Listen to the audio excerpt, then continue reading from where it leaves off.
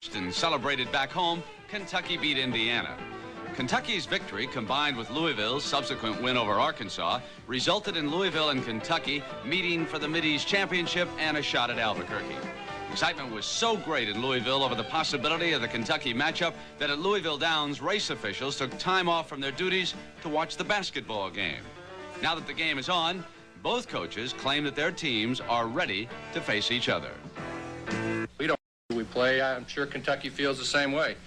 We're going to play, but you know that's the way it is. This time of year, you're just happy to be playing. They're ready to play whoever they would happen to meet in the finals.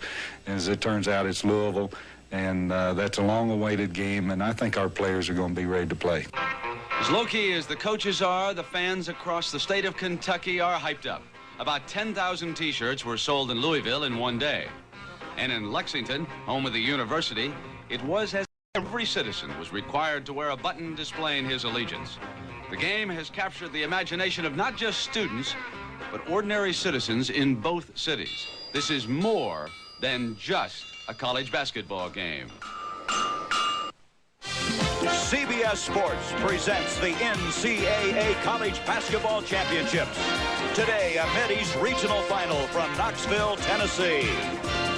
From the campus of the University of Tennessee in the Stokely Center is the long-awaited meeting of Kentucky and Louisville. How do you explain bluegrass hysteria? If you're not from Kentucky, you may not understand quite all of this, but it comes as a result of a lot of things. It's a matter of geography. These two schools are only 80 miles apart. It's a matter of time. The last time they met was 24 years ago in 1959.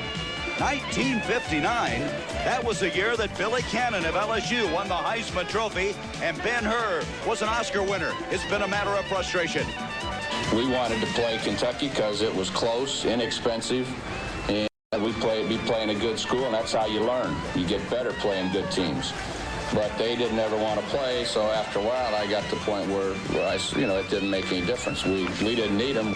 Need them or not, it almost didn't come to pass Thursday as Louisville on a last-second tip defeated Arkansas, the only lead they had since the opening minute. Kentucky coach Joe B. Hall says there's no reason that Kentucky hasn't played Louisville. He said today it was just another game. Some players thought differently. We're going to be sky high. We won't be treating it as any other game. We'll be sky high. After 24 years, Kentucky and Louisville finally. The state of Kentucky at a fever pitch. Kentucky against Louisville. History is being made today as for the first time in 24 years they're going to meet. Hi, everybody. I'm Gary Bender along with Billy Packer. Billy, the tradition of these two schools. 5 NCAA championships for Kentucky, 1 for Louisville. It's incredible that they haven't played in 24 years.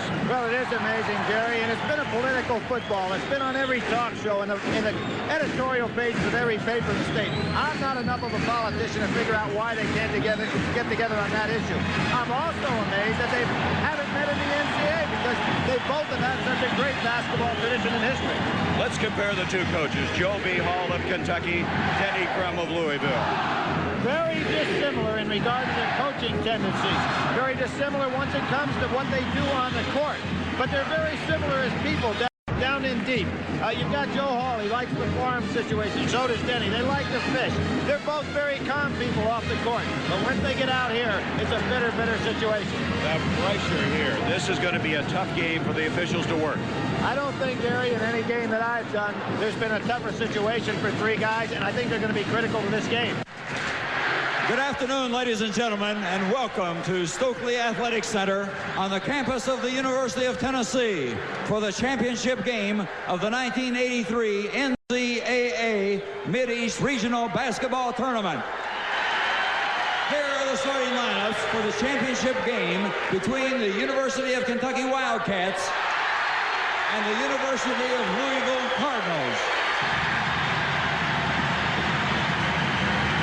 Kentucky at forward, a 6'6" senior from Bristol, Tennessee, number 32, Derek Ford.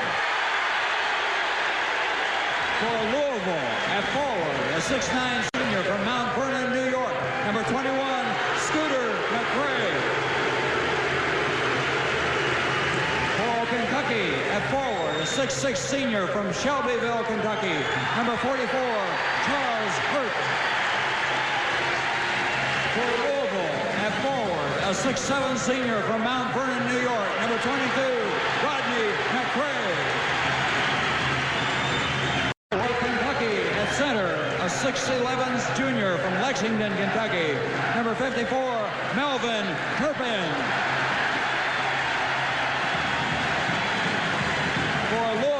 At center, a 6'8" junior from Scuba, Mississippi.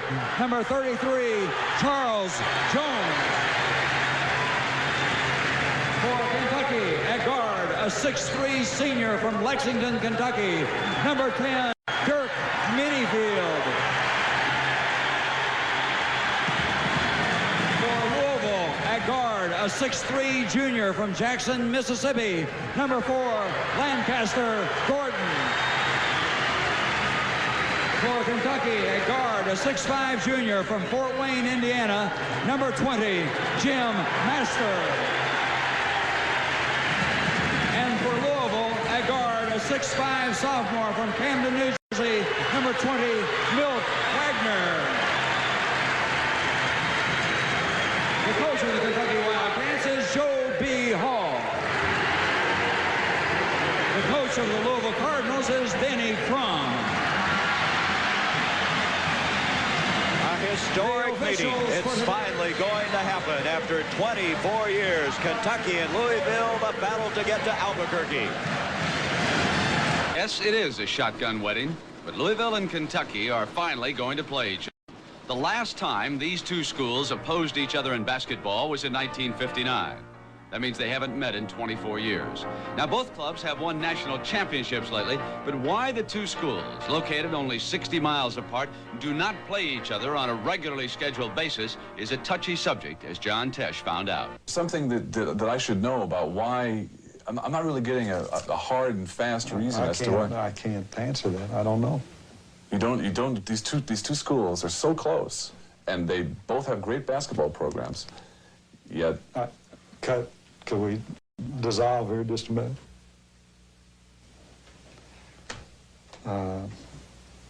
Is that off? They won't play. they're afraid of you. Well, what did you ask them that? Well, we asked Coach Hall, and he wouldn't give you an answer, would he? Well, he tried to walk out in the interview, actually. Yeah, well, that's typical. The two coaches, Joe B. Hall and Denny Crum, both have won NCAA championships. Crum has never failed in his 12 years to win 20 games. Two legendary traditions coming now to center court. The issue of the state of Kentucky is going to be decided. Hey, Gary, I think there's a lot more pressure on the Kentucky kids than there are on the Louisville kids, and I'm anxious to see right off the bat how they react to the great intensity level on the defensive pressure by Louisville. Melvin Turpin against Charles Jones, and the Kentucky Wildcats have the ball. Hurt off to Dirk Minifield. Straight man-to-man by Louisville as expected. Look for Kentucky to play zone. And Turpin is the guy you want to get the ball too early. Minifield, and he draws first blood. Kentucky on the board.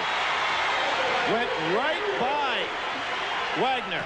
Here's Jones, who's played so well down the stretch, rejected by Turpin. Jones again, tipped up by Lancaster. Gordon Jones. Here is Charles Hurt.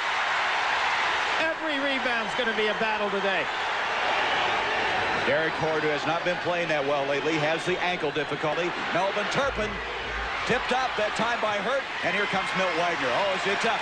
Scooter McRae caught something in his eye. Are they going to hold that play? He may have lost a contact. Yeah, he's got the contact. Now, what you can see right off the bat is that Turpin is getting the ball inside. Now, you can't afford to allow a good scorer like that at his size to get the ball that easily inside. He'll make this shot. Now, here Jones down on the other end of the court. Goes up. Turpin rejects the first one, but look at that quick leaping ability by Louisville. Jones goes back up. Now, here you have Lancaster Gordon, a guard in there, rebounding at about 6'4". Turpin can't get it. You can't allow a team to get 3 or 4 opportunities on the offensive boards, and Louisville did right there. Scooter McRae got the contact lens back in. We're ready to go. McRae coming off that game-winning tip against Arkansas.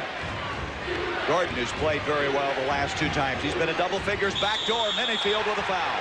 Now, there's a matchup that Louisville takes advantage of against almost every guard combination in the country, with the exception maybe of Arkansas, that had the 6'4" guards that could really play. You always have a situation where the 6'4" or 6'5" guards from Louisville can take one of the guards inside, and we'll see that often today. Lancaster Gordon on Minifield. Rodney McCray, the Metro Player of the Year, brings it out to his brother. Here's Wagner. Louisville still looking to get on the scoreboard. Turpin, he'll come up with it.